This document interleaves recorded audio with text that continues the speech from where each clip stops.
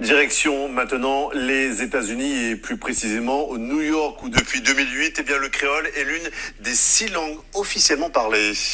Il faut dire que le créole est parlé aussi par 10 millions de personnes dans le monde. 80% des locuteurs sont des Haïtiens. La communauté haïtienne est très importante dans cette ville.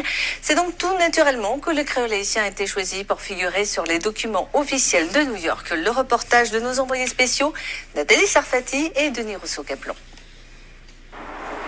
New York vit depuis 2008 à la mode créole. Cette année-là, le maire, Michael Bloomberg, décide que le créole sera la 6e langue officielle. Cette décision concerne des centaines de milliers de créolophones. Elle a obligé l'administration à s'adapter. Si vous regardez à l'intérieur, ce que nous faisons, c'est de traduire les informations en différentes langues.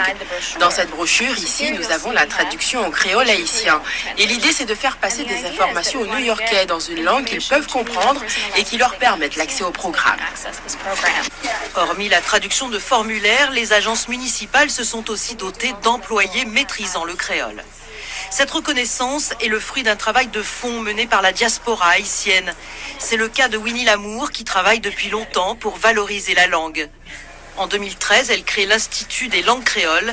Pour elle, en faire une langue officielle a changé le quotidien des Haïtiens. Cela implique que maintenant, ils ont plus la capacité d'agir pour eux-mêmes, plus de possibilités d'aider leur communauté et leur famille. Pour moi, cela veut dire aussi qu'à long terme, les Haïtiens ont gagné en organisation. Nous retrouvons Winnie 2 jours plus tard à l'université de New York où elle dispense des cours de créole. Depuis quelques années, l'intérêt des étudiants pour la langue est grandissant.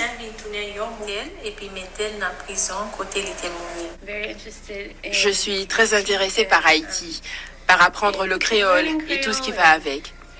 Pas seulement la langue, mais aussi tous les aspects culturels.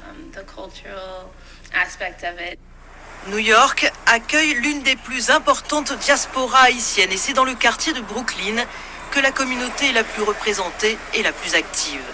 Pour s'en rendre compte, direction Notre-Dame du Refuge. En ce dimanche matin, l'église est pleine pour célébrer les 37 ans de la présence de la communauté haïtienne au sein de la paroisse. Ici, la messe est dite en français et en créole, les chants aussi, pour tisser les liens entre les membres de la communauté. Ici, ils ont besoin de prier dans leur langue. Et parce que je ne parle pas créole, j'essaie avec le français. Le problème avec le français, c'est que c'est les gens qui avaient la formation française en Haïti qui parlent français. Les jeunes ou les gens qui étaient trop pauvres d'avoir une formation, une éducation en Haïti, ils parlent que le créole. Il est loin le temps où les Haïtiens craignaient de parler créole. Aujourd'hui, on s'exprime et on chante en créole. Mais avec le temps, cela risque de se perdre avec une nouvelle génération d'Haïtiens nés à New York, plus enclins à parler l'anglais.